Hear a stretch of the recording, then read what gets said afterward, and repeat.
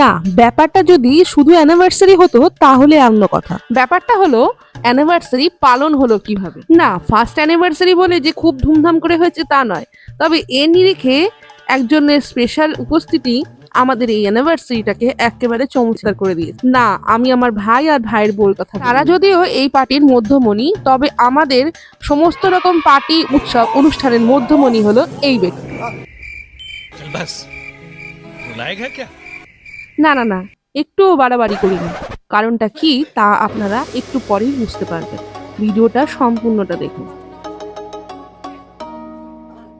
অ্যানিভার্সারিতে সেরকম কিছু হয়নি, জাস্ট একটা ছোট্ট আয়োজন, ছোট্ট গেট টুগেদার, আমরা ফ্যামিলির সবাই আর আমার ভাইয়ের ক্লোজ কিছু বন্ধুদের নিয়ে।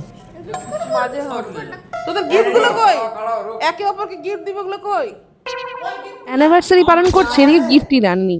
যাই হোক, গিফট দেওয়া দেওয়ি চলছে।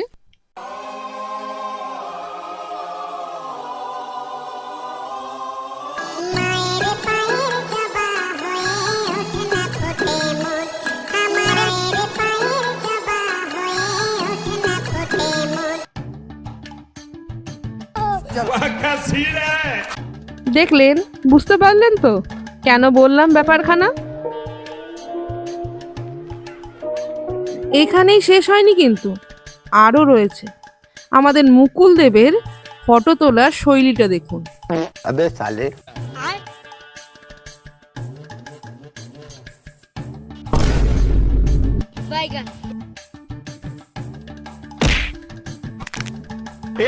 मंगल भवनया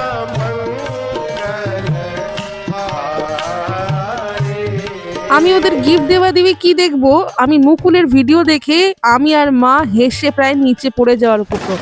ভাই তো শেষে পড়েই গেছিল। যাই হোক, গিফট দেওয়ার সময় ভাই আঙুল খুঁজে পাচ্ছিল না কোন আঙুলে আংটিটা পরাবে।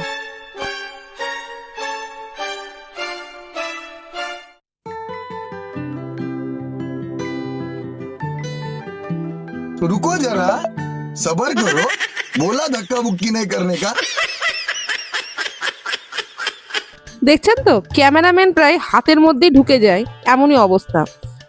ভাইয়ের গিফট দেওয়া তো হলো, এবার আমার ভাইয়ের বউয়ের গিফট দেওয়া। ভাইয়ের খুব পছন্দের ছিল বলে ভাইকে রূপোর বাটি আমার ভাইয়ের বউ গিফট করেছে।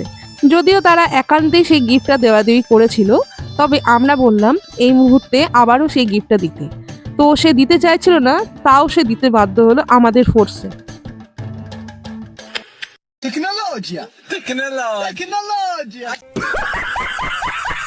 দেখছেন তো, ঠিক এই কারণেই দিতে চাইছিল না। যাই হোক, এই যে এই গিফটটা দেখছেন না, এটা দিয়েছে কিন্তু মুকুল। কিন্তু আমার ভাই ও নিজের গিফট বলে চালিয়ে দিচ্ছিল, কিন্তু আমরা চিৎকার করাতে তখন গিয়ে মুকুলকে দিয়ে গিফটটা দেওয়ানো হলো। এরপর শুরু হলো কোথায় কে দাঁড়াবে সেই নিয়ে। মুকুল তো ফ্রেমে আসতেই চায় না, আমি লুকিয়ে নিচ্ছিলাম বলে তাই ওর ভিডিওগুলো হচ্ছিল। যাই হোক, গিফট দেওয়া দেওয়ি হচ্ছে। গিফটের ভিতরে কি আছে সেটা নিয়ে আমরা সবাই এক্সাইটেড ছিলাম, কিন্তু গিফট খোলার পর আমাদের চক্ষু চড়ক গাছ। এত সুন্দর গিফট আমরা কিন্তু আশা করেছিলাম, কারণ এর আগেও আমাদের চমক।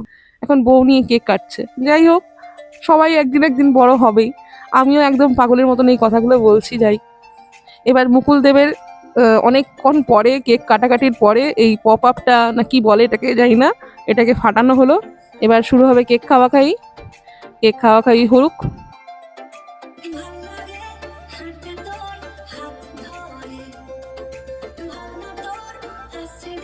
ভিডিওটা শেষের দিকে চলে আসলাম। শেষে এইটুকুই বলবো, পার্টি ছোট হোক বা বড়, আসল উদ্দেশ্য হলো আনন্দ। লক্ষ লক্ষ টাকা খরচ করলেও যে জিনিসটা পাওয়া যায় না, আর যে জিনিসটা পাওয়ার জন্য কোনো টাকা লাগে না, সেই উদ্দেশ্যই আজকে ভিডিওটা আমি শেষ করলাম। আমাদের এই ভিডিওটা কেমন লাগলো জানাতে ভুলবেন না। কাউকে অফেন্ড করার জন্য এই ভিডিওটা নয়, আমাদের আনন্দ কিভাবে করলাম আমাদের ছোট্ট পার্টিটা, সেটাই দেখানোর জন্য। কেমন লাগলো জানাতে ভুলবেন না কিন্তু।